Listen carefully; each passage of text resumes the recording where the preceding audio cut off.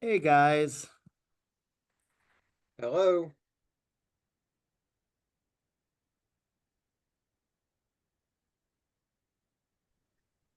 how's it been going? Slow for me. How about you? Yeah, busy. So, Everyone. Hello. Hello.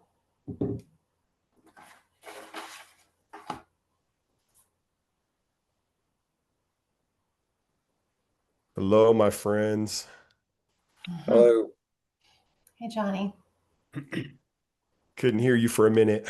Um, my internet's giving me trouble, so I'm gonna dial in also by phone. Hopefully that'll work. It might make you echo. Just be ready. It will make me echo, and I'll try to only annoy you for less than 15 seconds with that.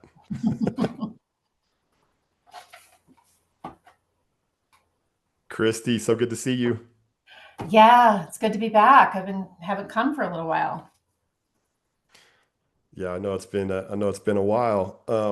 You've been staying busy though, right? Yes.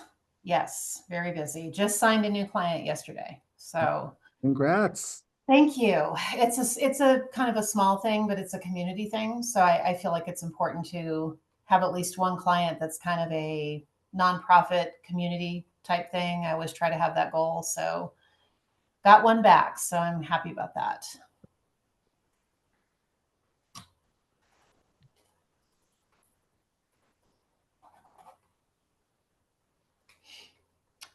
We are All silent. What right. is up, guys?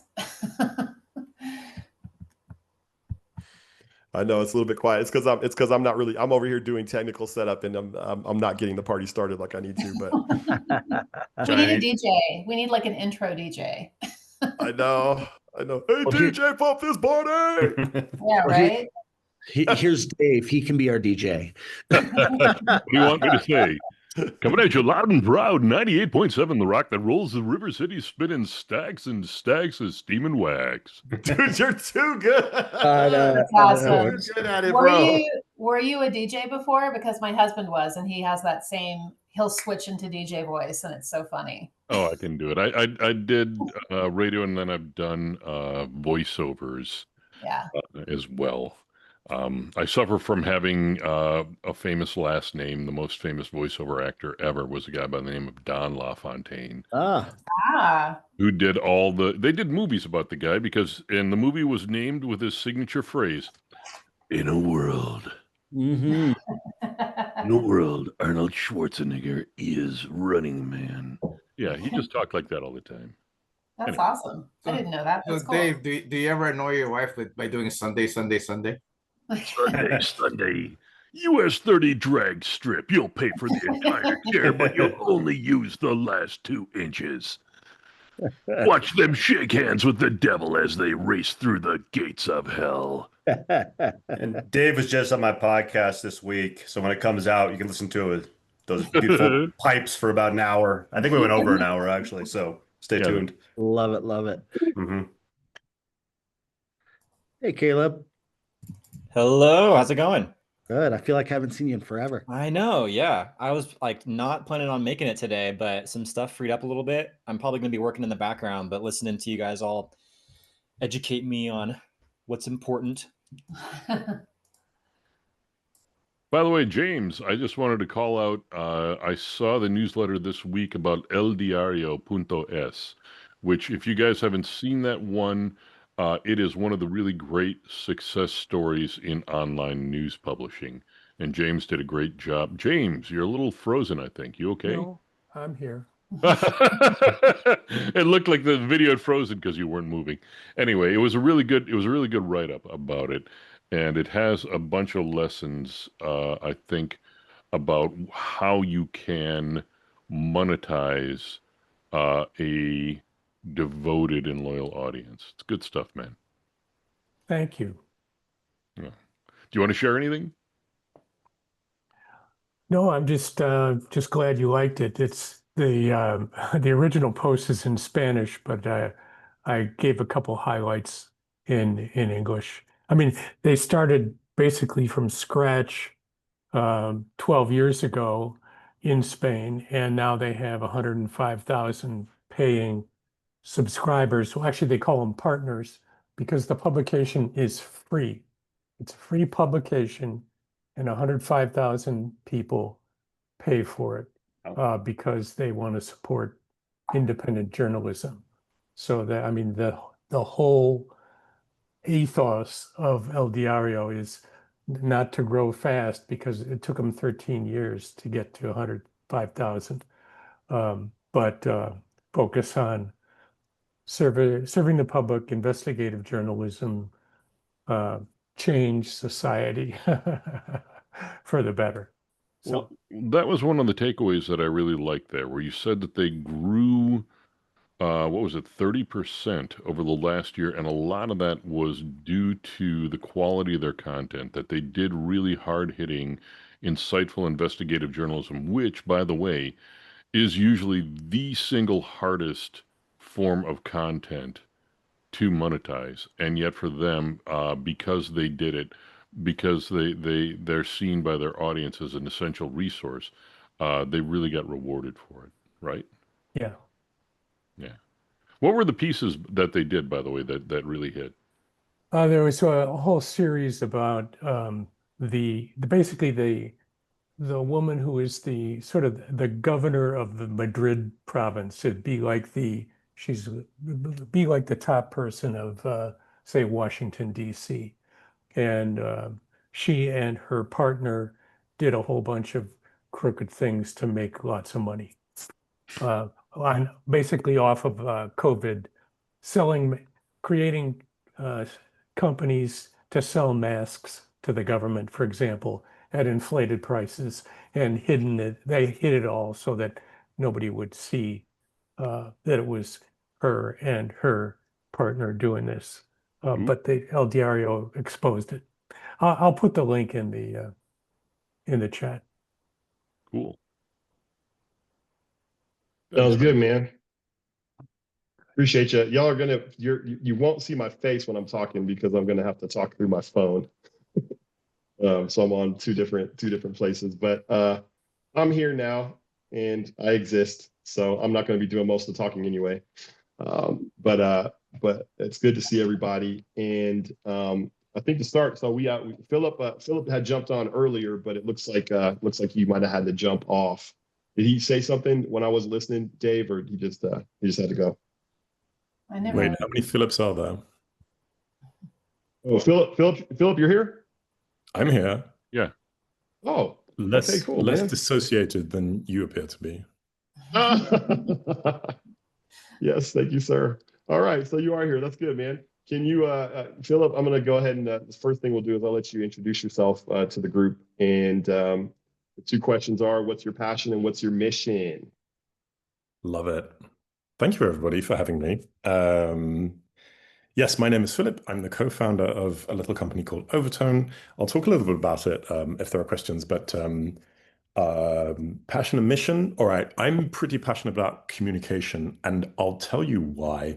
I grew up across two different cultures, speaking two different languages, with two parents who I figured out way too late couldn't really understand each other.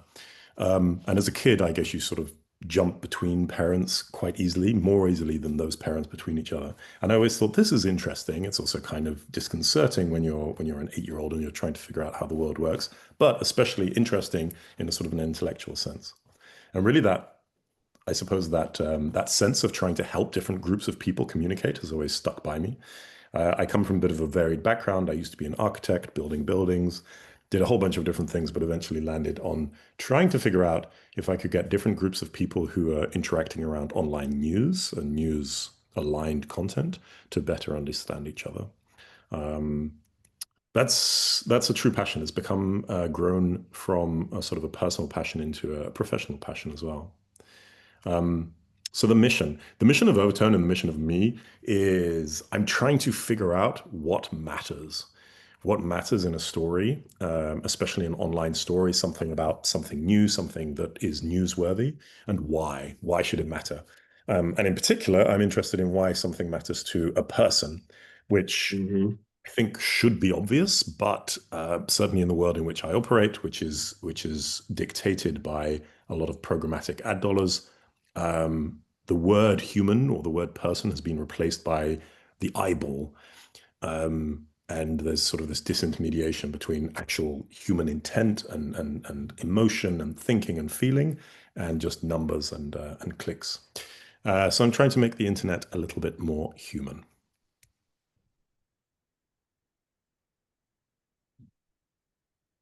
Just occurred to me as you were saying that another way to ask that same question is what's at stake? I was working on a fiction project recently, and you have to think like in every chapter, what's at stake? So if you want to keep people connected, it's basically the same thing you were saying. It's just another way to think about it. Mm-hmm. Yep. So Overtone, can you tell us a little bit more? You and I had a great talk yesterday, and you know that we were doing a dance to try to bring it down to the level of how you help publishers. Can you talk a little bit about that? Yeah, sure. So we work with different publishers, and we also work with advertisers to try and get to sort of the core of a story and why it should matter. In particular, sort of from a technical, from a just a narrative standpoint, what is it about the semantics and the syntax and the structure and the tone of that story that should make it relevant to you or to me? So we have an example. We were working with a beverages firm selling alcoholic drinks. And there was an article in a financial newspaper about their stock price going down. And it wasn't a particularly interesting article. It was a bit dry. It was in a financial paper, but they had this little joke, and it's a tiny thing. It's not particularly funny, but it just talks about the company suffering from a hangover after their stock price tanked. And it's just a little bit of like a human way of phrasing something. You could also say the stock price crashed or dipped or something, but they called it a hangover. And it's just nice to sort of tie that into the idea of it being a drinks company. We pick up on those signals that may make somebody think, oh yeah, it's not laugh out loud hilarious, but it's a little bit of sort of an attempt at humor injected into a piece. And what's interesting about that is that it appeals to certain people, and it triggers something in people. It makes them think, or it makes them feel, it makes them move somehow. And when you can show that, you can start to connect the intent of, sure, an advertiser or the intent of a publisher with the intent of a reader. And so the point about, another way of phrasing it is what's at stake is then to be able to say, okay, what is at stake for the publisher, for the reader, and for the advertiser, the brand? And is there like a Venn diagram where you can slide the different circles over each other and see the crossover area and see that there's just a little moment of lighthearted and just levity there, talking about the stock price of a drinks company crashing a little bit, and yet enthuse somebody a little bit to think, you know what, I want to find out a tiny bit more about this company. Yeah, that's good, man. So I'm going to let anybody here who wants to ask you questions. But one of the phrases you said when we talked was sentiment analysis on steroids. How you described it. How is that true, and how is it not true in terms of what you're trying to do? Well, first, let me add a caveat, which maybe answers both of those questions. It's how I described it because that's how one of our clients described it to me. Yes. And I thought, okay, I'll gratefully take that from you. And this is a client who actually works a lot with news, but also in the PR and analytics space, and who is trying a bunch of different tools, trying to see through stories, and especially the thematic narratives that span many different stories, right? A new product being launched, a company going down, a CEO doing something that isn't captured just within one story, but spans across many stories. What we have done is to teach computers very much with our own little models to figure out what semantics and syntax actually matter from the story and how people respond to them. So to be able to sort of replicate the emotional response of a person in that content. And in a sense, yeah, I think it is semantics on steroids. It does a much better job than the classic sort of one or zero positive or negative sentiment analysis. We bring in Sure. signals, more qualitative signals, like is it optimistic? Is it joyful? Is it maybe hurtful? Could it be seen as offensive? All of a bunch of different signals. We have 30 or 40 different signals that we layer together. I don't want to say, is it absolutely true, absolutely false, but it's sort of, we're trying to take a step in the right direction. Yeah, I appreciate you, Philip, and I'm glad you're here. And so I'm going to open it up. If anybody has a big part of this is just being aware of each other. I've kind of handpicked people who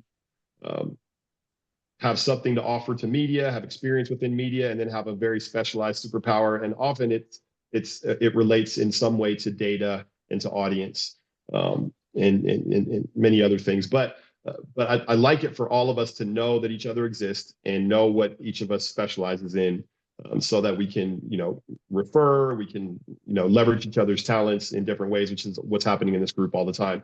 So anybody have any questions for Philip to dig down to the heart of what he's doing for the media industry? Yeah, I do. So you mentioned humor, and one thing that jumped out to me about that is a lot of times we're told to write concisely, to get to the point, to make things plain and simple, but humor doesn't do that, right? Humor makes it a little more complicated because you have to get the joke, you have to think about it. And that made me think about a while ago I was reading Beowulf, and there's this structure in Beowulf. It's called kennings, where instead of saying the sea, you say the whale road, or something like that.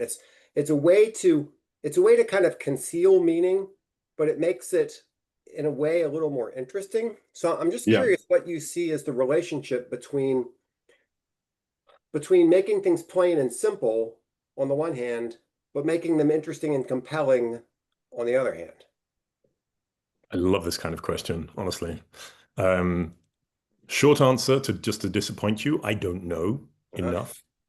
And it's not like we figured it out, right? Broadly, what I'll say, humor is one example. I think, okay, sorry, let me collect my thoughts. You started off, you say, we are often told to write concisely, and I'm trying to work out who exactly we is. I guess it could be like a pars pro totem for the journalistic industry or editors, especially. Yeah. I'm not a journalist. My co-founder is, but I'm not. I take the viewpoint in general that there isn't such a thing as sort of a good piece or a bad piece necessarily, but that there are many different qualitative signals and also quantitative signals about a piece of text that you can learn from. And probably most pieces that have been put out there, certainly if they've been written by a human with some intent and some goal of, yes, I want to do something constructive, that most of those pieces will have some function. And the goal then for us is to think, okay, what is that function? Rather than say, oh no, this piece absolutely good, this piece bad, green, red, left, right, whatever. So at least in just thinking through our work, we get a question like somebody saying, okay, I'm looking for instance, the drinks company, I'm looking for some people obviously who are going to buy my drink, but also it's supposed to be a little bit lighthearted. Can you go and find me some content that is lighthearted? And classically, actually, it's an interesting correlation because classically, those guys specifically have been playing it safe and associating themselves programmatically buying ad slots on content that is light, not lighthearted, but lightweight. So sort of short, concise bullet points. Just, yes, it talks about drinks, it talks about whatever, people dating on the weekend, whatever sort of. And now they're saying, actually, we don't want that so much. We want the sort of the lightheartedness. So, yeah, we're always trying to be able to distinguish between different stories, pieces of content, but not in the sense of good versus bad, but more useful for this particular use case versus perhaps useful for a different use case. Yeah, well, that makes a lot of sense. An example of the we who's telling us to write shortly would be Strunk and White, just as an example. And there's a lot of advice on writing that basically says short, simple active voice done. Yeah. As a former journalism professor, as is James Briner, yes, this is one of the things that you try to pound into your students' heads. Going back to the days when every single letter in a newspaper cost you money and you wanted to keep it as short as possible. Philip, one of the things that you'd mentioned when we first talked months ago was about how misreading sentiment in stories was locking a lot of news content out of premium ad placements. Can you speak to that a little bit? Because I think that might really help people understand in dollars and cents what the advantage is to having more accurate sentiment analysis. Yeah, sure. And let me know. I'm aware that this is, what is it, 15, 20 Yep. people here. I'm going to try and sort of find a common denominator, but tell me if I'm going too fast or more likely skipping over interesting things. Um, an example I use a lot is an article about with the word crash in it. Boeing or Airbus not wanting to have anything to do with a story about a plane crash for obvious reasons. The word crash also turns up in many other cases I just mentioned, stock price crash, waves crashing on a beach and so on. And simply to be able to understand the context within that a word is placed within and what it means, which is part of that sort of sentiment on the steroids approach, it allows us to be able to distinguish an article about a plane crash specifically, or an article that just uses a word that may be forbidden, and therefore be seen as a blocker. The way in which that blocking then works is, let's say I'm Boeing, I'm trying to advertise, I've got some campaign spend, I've got $1 million to spend programmatically, and I say, look, I don't want to be anywhere near this stuff that talks about crashes. Any financial newspaper is probably going to have the word crash in it, all sorts of places because of stock price crashes as well. So then there's a tiny little algorithm on the programmatic, on those programmatic platforms, part of the $1 trillion advertising industry that says, exclude. It has this banned word in it.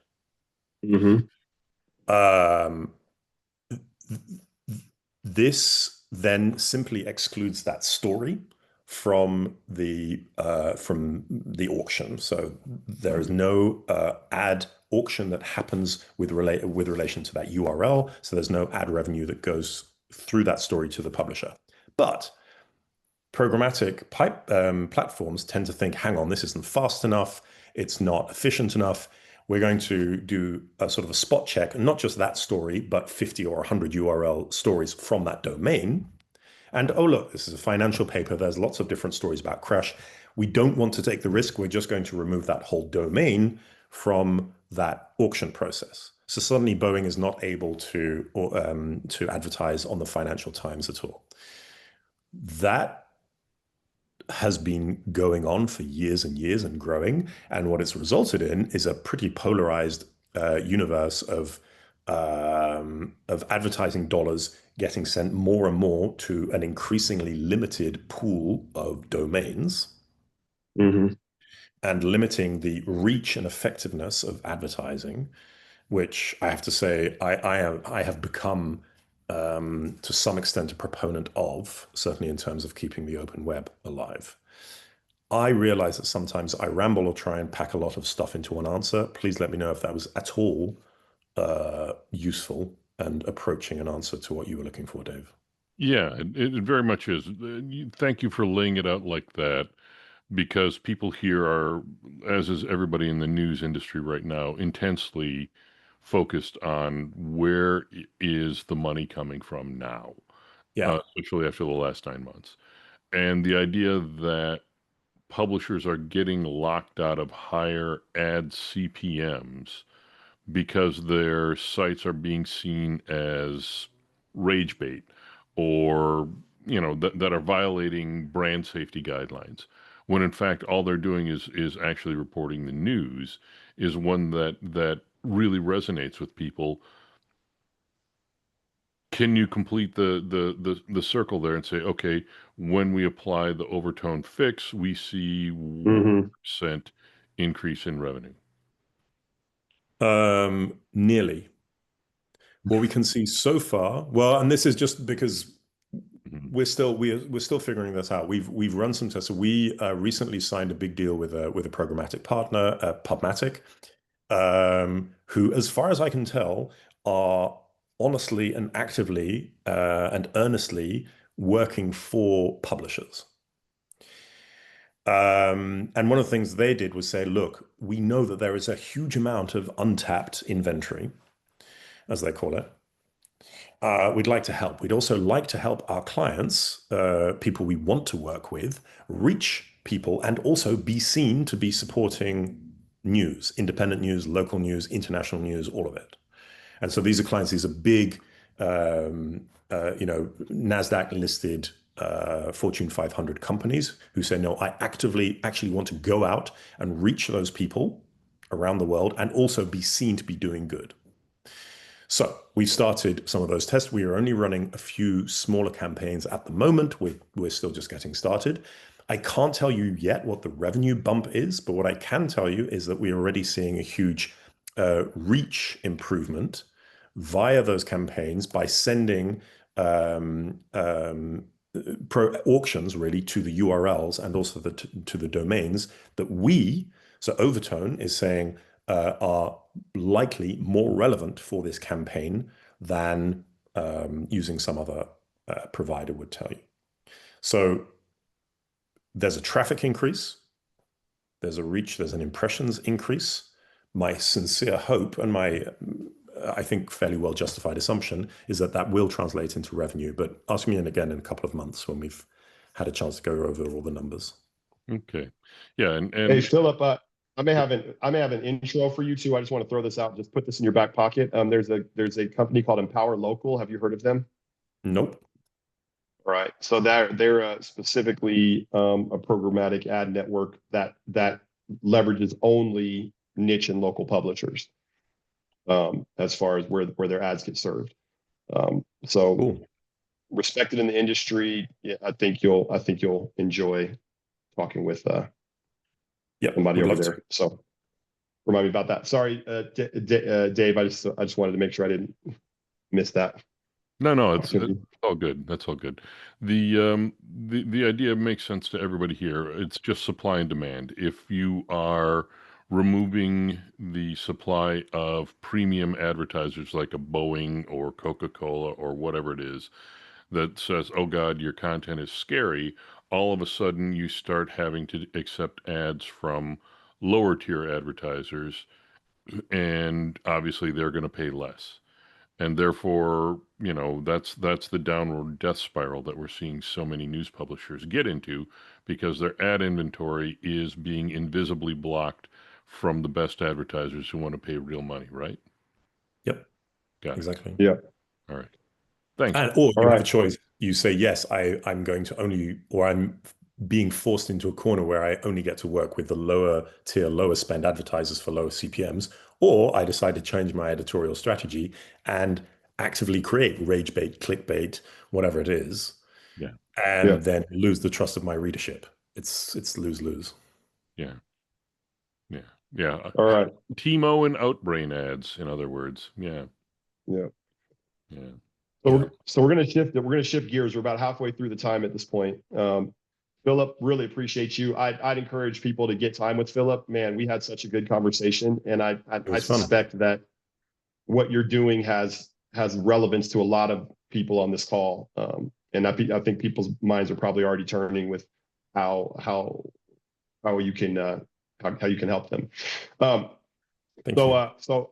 the next thing we're gonna jump into is challenges and opportunities. But before we do that, Dave, you had some information you wanted to. You've been really good at just keeping us aware of stuff that's going on in the world. Like I love having you as a part of this group, Dave. Like you just continuously, you're the one that introduced me to Philip and bringing people in. Augustin Fu, that was a Dave intro. So can you go ahead and bring what you had to the table, and then we'll open things up after that. Okay. Basically, I shared the link in the chat window here. This broke a couple of days ago, and it's a post on LinkedIn that's exposing what the CEO of Cloudflare is saying.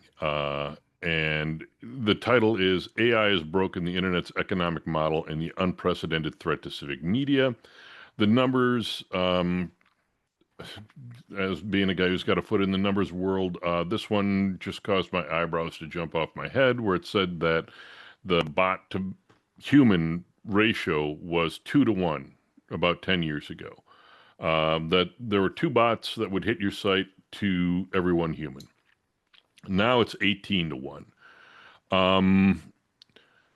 What's happening now with all the AI scraper bots, and I could talk endlessly about how I'm seeing this in Google Analytics from everybody.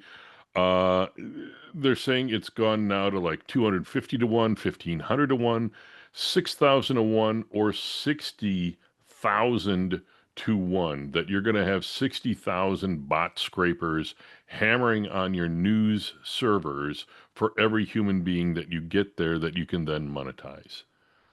And that's just unsustainable. That's just an insane amount of traffic load of all these bots coming on in and hammering your servers, costing you money, making your site in many cases unavailable to the people that you've built and populated content with it for. Meanwhile, all your content is getting scraped and stolen and remixed and sold by AI companies. And Yeah. so Cloudflare is implementing all manner of bot blocking technology.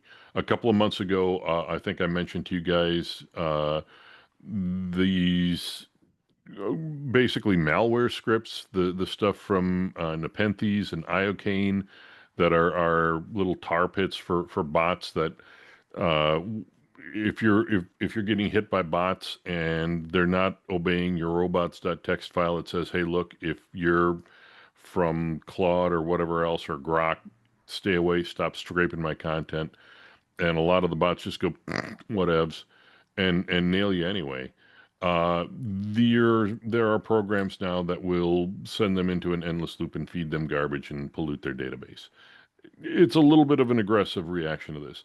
Cloudflare itself is now trying to do this as well. They're probably going to do it better because they're a great big giant corporation and they got tons and tons of extremely intelligent PhD level people that are going to be able to address this problem.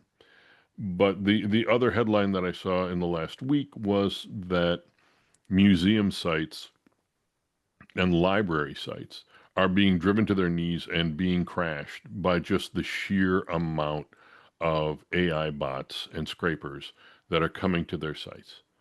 That at this point the tidal wave of AI bots that has been unleashed on the web that is stealing every single thing that they possibly can to stick into their training databases is so severe that the things that humans have built for other humans are being ruined or made inaccessible because of the sheer amount of bots that are killing the open internet in many ways.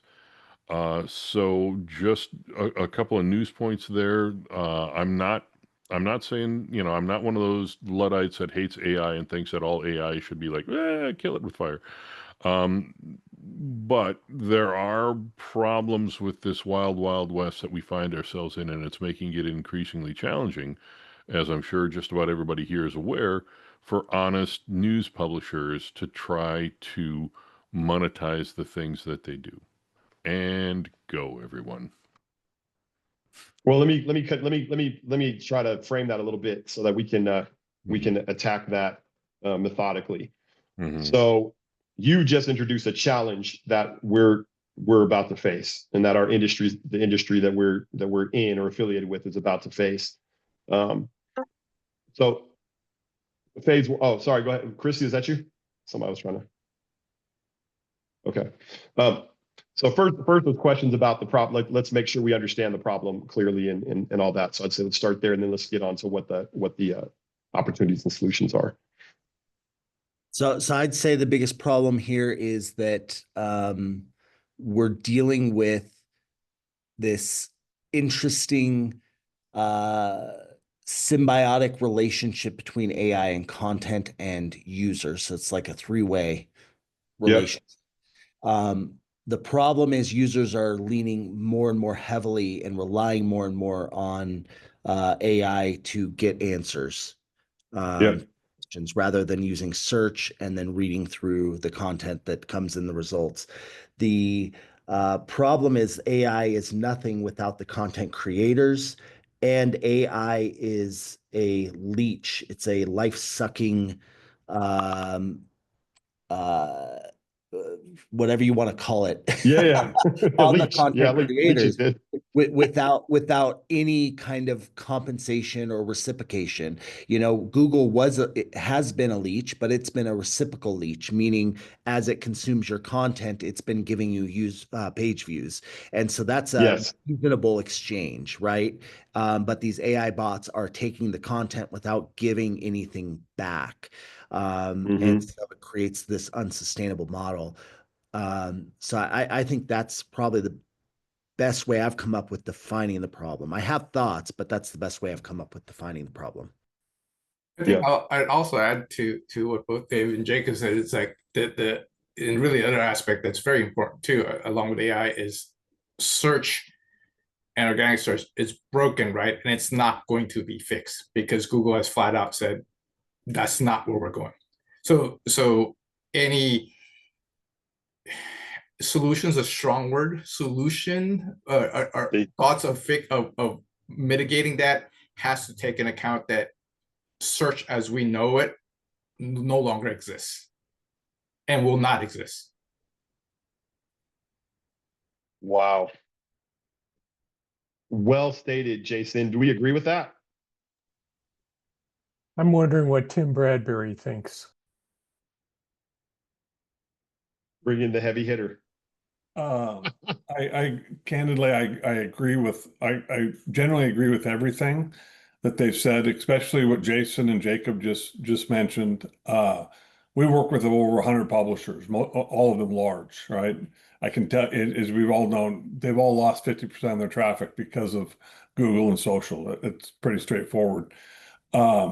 We also have integrated in Dr. Fu's analytics into our basic capabilities. So what? Oh, you have?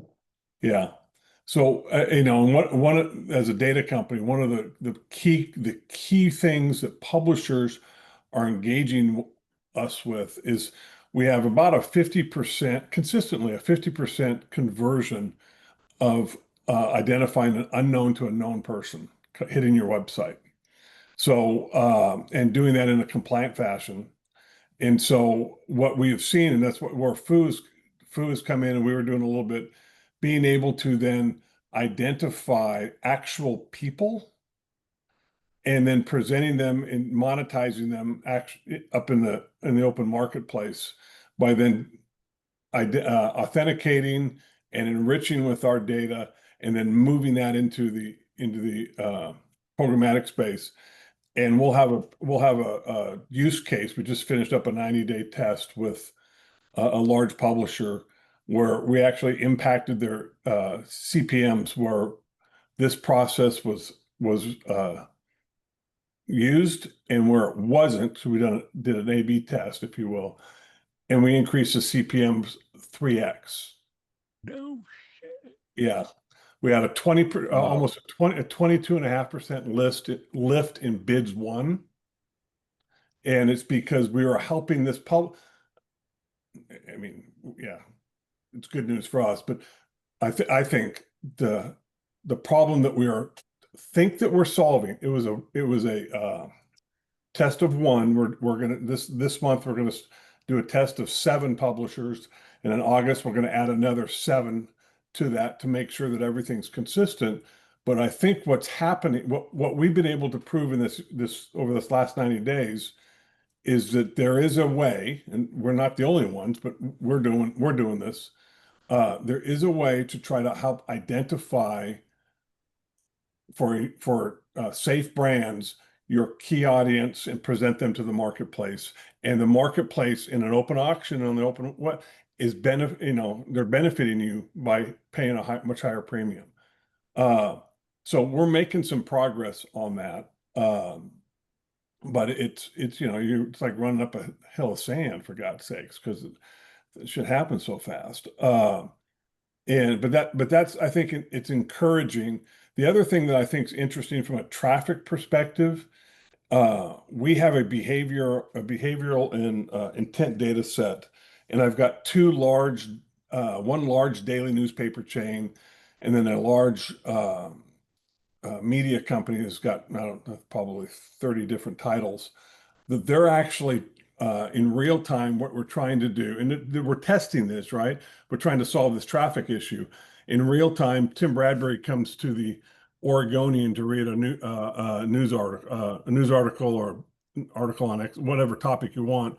I can identify in real time that Tim Bradbury, oh, I'm also a passionate football fan. So the Oregonian then takes my tag, looks into their archive, pulls out relevant news articles and places them on the page, not in an ad unit, but in the page, to drive the project is one more click, right? So how can we use data to try to drive increased engagement for the audience and the community that we know?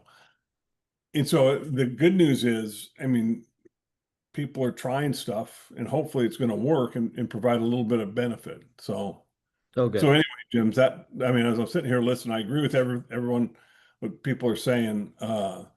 And, for us with our business, we're trying to help in that regard. So that's it. Yeah.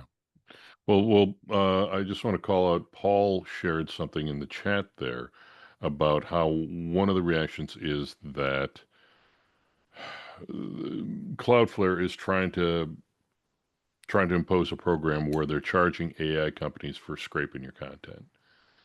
And there's been a bunch of content licensing deals made, which some people just jump up and down and scream and go, "You're doing a deal with the devil. We're all going to die because of what you've done." And other people saying, "Well, at least we're trying to get some kind of value out of them." I don't know.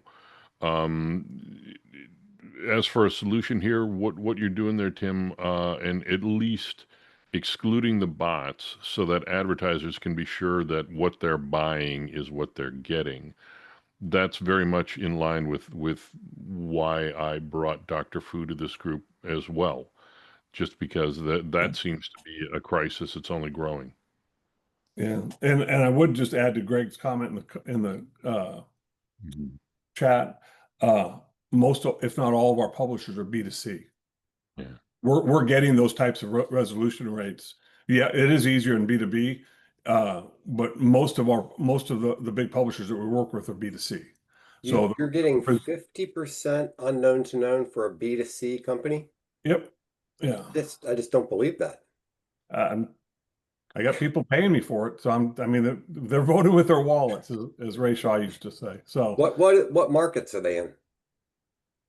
General news, products, health, several in health. They're across the board. You've got large media organizations that have multiple topics. Again, we can talk about the data. We have multiple data points. We're a deterministic data set. We're not an aggregation data set. We receive almost 47 billion signals a day from our co-op members. Mm-hmm. So if you look at me, all the device data, all the contact information, MAIDs, HEMS, our cookies on 2.7 billion US devices alone that are active. Mm-hmm. So the technology then identifies through the signals, this is Tim through this IP address at this device, blah, blah, blah. So again, we're having some success. How do we unlock this for the small to mid-sized publisher? That's a big I don't know yet, Jacob. My passion is on the small publishers, right? Yeah. I ran American City Business Journals, the digital business for them for years, and I'm trying to figure out how to get that port, for lack of a better discussion, port it down, right? Yeah. But it's hard, not inexpensive at this point. Would it help if they were umbrellaed, that you had a whole bunch of small publishers that all got together and all cranked their first party data into a database and then lifted it into you, or what do you think? Well, somebody who's probably much more in tune with privacy and the willingness of publishers to share their data across publishers, their first party data.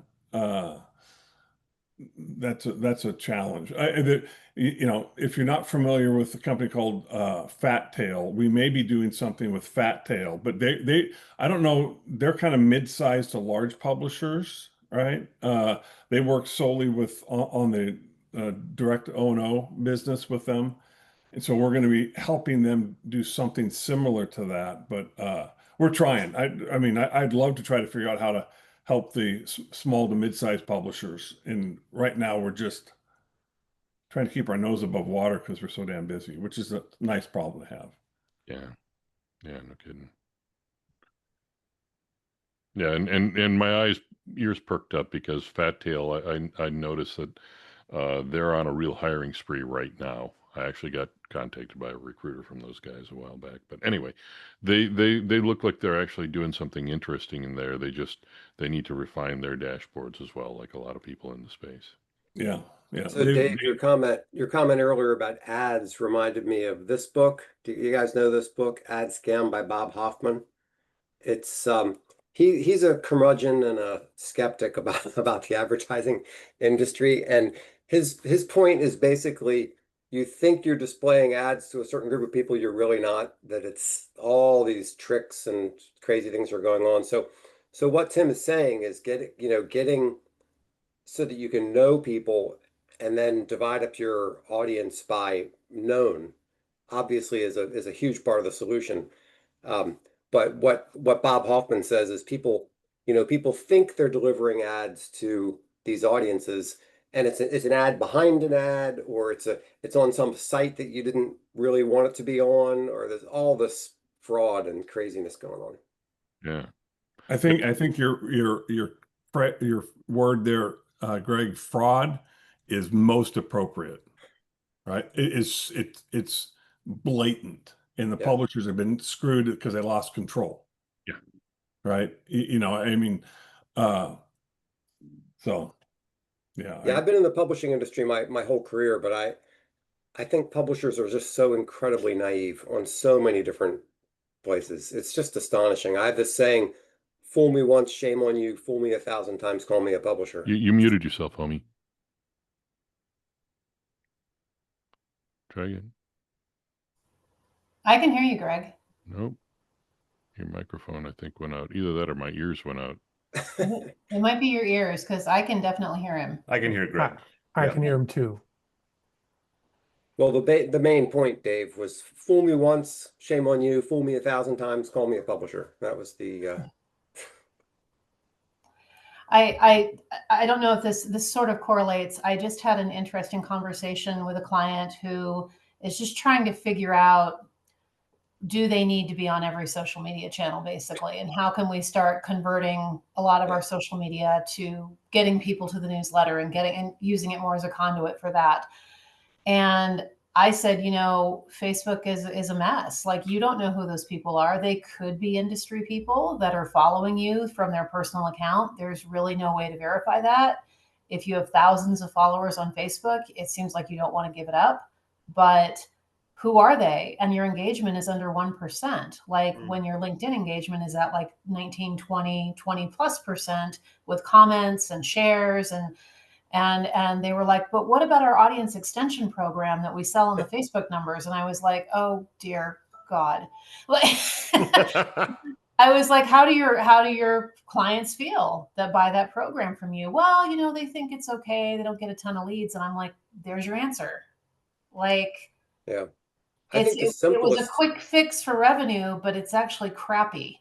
Yeah, I think a real simple way to address that question is, what's your demographic versus what's the predominant demographic on that social media platform? And that should eliminate several of the options. Like if you're selling retirement newsletters, you don't want to be on TikTok. Yeah. It's just a complete mismatch.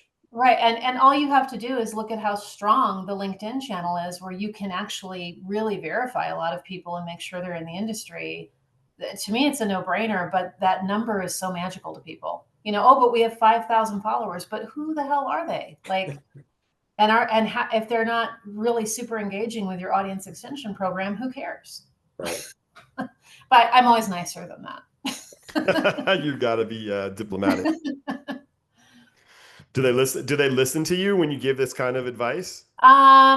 This is a very reasonable client that I really enjoy working with, and they're always up for deep discussions and really thinking things through. And it's sort of fighting the salespeople at this point that have had this program for a while, and we've just got to sort of educate and get a little more thoughtful about it. Yep. Yeah. All right, this is good stuff. I think I'm going to put a cap on it for now, and we're going to, the last 10 minutes that we have are going to be, let's say, needs and offers. And with needs and offers, I think I'll even frame that as challenges. If you have particular challenges that you want to bring to the group, now is the time for that. Now, Christy, I'm going to start with yours, because you last month had talked about how you could see saving yourself significant time if you could get AI to interact with some of your Google spreadsheets. Right, but I'm gonna save the group time, because I think this is a fairly detailed conversation. I would love to connect with someone in the group that's actually doing this, using AI to analyze their data, because I'm not even sure where to start with Gemini or with a prompt, or things like that, to look at these huge multi-tab workbooks I'm building for these clients that are like, oh my God, so old school, that I'm manually doing data and then still having to go write up the report and say what happened last month. I just took me 2 days to do all this. And that's one client. I've got to do it for 4. So if anybody wants to, I see a few of you. I'll look at the chat and I'll reach out to you. I just think that it's such a detailed conversation. I don't want to waste the whole group's time. That's great. Would it be worth hopping on just a side call where we get a few of us all together and just chat through it? Because sure, if you want to, yeah, that'd be great. I'll go into the chat and see who responded, and then I'll try to get that organized next week or next couple weeks. Yeah. Thanks, everybody. And you had a second one too. And so Paul's interested in that group. I would like to be in that group as well. Because I could probably benefit from understanding how that works. But you had a second question also, which had to do with social, and using AI to analyze social. AI, I know, can't, as far as I can tell, it can't access social accounts, because of course you need a login to access accounts, whether you're the admin or not. And I've done some queries in ChatGPT of like, hey, can you look at these competitor accounts? And it's like, hey, I can't get in there. I can't even really look at what they're doing. So is anyone doing anything with social and AI, or is that kind of a roadblock right now because of the login factor? I'm certain that people have solved that, because on LinkedIn particularly, I see all these complaints about stop putting your AI generated comments on LinkedIn. So obviously somebody has solved it. Now I don't use AI generated comments, but apparently a lot of people do. And people, I think isn't that more people just using AI to answer? I mean, they're actually logged into the platform, but they're like, I don't want to write up this answer. I just want to have AI help me. I think the AI is actually doing it. Really? Okay. Okay. Yeah. Okay. So that'd be something for that other side call. I think this is probably topic B on that side call. Which, by the way, somebody made the comment here. Yeah, basically the whole group wants to be on that call. Well, you asked a good question, Chrissy. I might push it back to you, Johnny, to say, do we want to have a second call in August in addition to the main one, or it's kind of up to you guys. Or I'm sorry, in July. It's up to you guys. Yeah, sure. Well, it depends on however imminent the need is for you. I'm happy to. Right now, it's more academic. I can certainly continue to slog and play with stuff. I don't know if I'd have a full. None of my clients are asking for this. Let me put it that way. It's more me trying to control my time, making sure I'm getting all the insights I need, that kind of thing. So it's really not a rush. It's just more of an academic conversation at this point. So Christy, you stay on me then. So I'm Okay. happy to set it up and just set up a one-time call for everybody on this topic that anybody that wants to come. But I'll need you to stay on me you'll be the burr in my saddle to make sure it gets done, because I'm in a season of pretty high traffic. Yeah, no worries at all. And like I said, it's more of a, learning thing for me and discussion of what other people are doing or seeing. So even if it gets pushed to August, it's really not a huge deal. Okay. Yeah. All right. Sounds Thanks, good. guys. Any other challenges, needs, or new offers? Like I do want the group to be aware if you have new offers, new things that you're doing, things that are working extremely well. So the wins. I know we've only got 4 minutes. I'm going to tell you in advance though, partly because I missed probably 15% of the call because of internet issues. If I'm going to do a formal cutoff right at the hour, but I'm going to leave it open for anybody that wants to stay. So no pressure to stay, no expectation to stay. You are fully 100% released to go, but I am going to leave the meeting open after the hour for anybody that wants to stay, because this was a lot that was discussed today, to try to fit into 60 minutes. So needs, challenges, new offers, or wins. What do you think, Jacob? Do we want to maybe offer the thing that we're working on with Ed to see if anybody would be interested in eventually putting it on their sites or doing a test with us? I mean, it's pretty early, but it's, Yeah. I'd say let's get the proof of concept running and then we'll talk about it. For now, you're just going to talk about talking about it. I've got one offer, need, I guess, kind of both. I don't know everybody on the call. I've been on a few of these. For anybody that doesn't know, I run a podcasting agency called LocalPod.co. And I'm launching a pilot this month with a couple newsrooms here in Colorado, where we're creating basically AI generated audio updates, distributed via podcast apps. And I'm trying to get a few more newsrooms on board. It's completely 100% free to them. How it's going to work is we're going to turn their content into audio, distribute it via podcast apps, and then try and monetize it through a programmatic ad platform, audio ad platform. Representing Colorado. Yeah. I've got the Aurora Sentinel we're launching next week. Actually, that's the first one going. But I'd love to get a few more in the beta also, because if we can make it work, it'd be a whole new kind of profit center for some newsrooms. So anybody knows any local small to mid-sized publishers that are looking to get into audio really easily, pretty and completely free, I'd love, and I'll share a link in the thing here, a form to send anybody that's interested. But yeah, I figure this is a good place to get this out to some more people. And Jake, is that a BizWest? Is BizWest a candidate? I think so. Yeah, I mean, we should certainly talk both about BizWest and Business Den. So yeah. Jake's got several he could bring to the table, and then we're due for a call anyway, Paul. We are due. I was going to say we also got to hop on another call. Also, I'll shoot you a text or an email or something after Paul, this. can you put like a elevator pitch in or send it to me or something? Yeah, absolutely. I just shared the form for anybody interested, but I can send you something directly also in the to save time on the call here. I'll reach out to you directly after. Yeah, okay. I'll copy that email address and send you something. Cool. Perfect. That's all I've got. Did you link up with Carol Wood yet? I did. Okay, good. She's great. Yeah. And we had a very productive talk. So thanks for that. Thanks for the intro, Johnny. As always. Did you ask her about this specific initiative yet? Yeah. We talked about it. We're due for another call. We don't have any anything going through yet, but yes, it was a very fruitful conversation. So, and Carol's great. Yeah, she's the boss, man. Yeah, she's awesome. All right, that's all I've got though. Thanks everybody. And yeah, you can reach out to me on LinkedIn, or I'll put my email in the chat also. And that's all I've got. Awesome, buddy. Glad you're here, man. It's cool. I know you're doing some cool stuff. You and Jake have some stuff going on. Jake, you're like the alchemist, bro. You're like doing stuff with everybody. What are you even doing? I don't even know sometimes. It's great. Fun. Having a great time. You don't even know what you're doing in a day, dude. You got 30 jobs.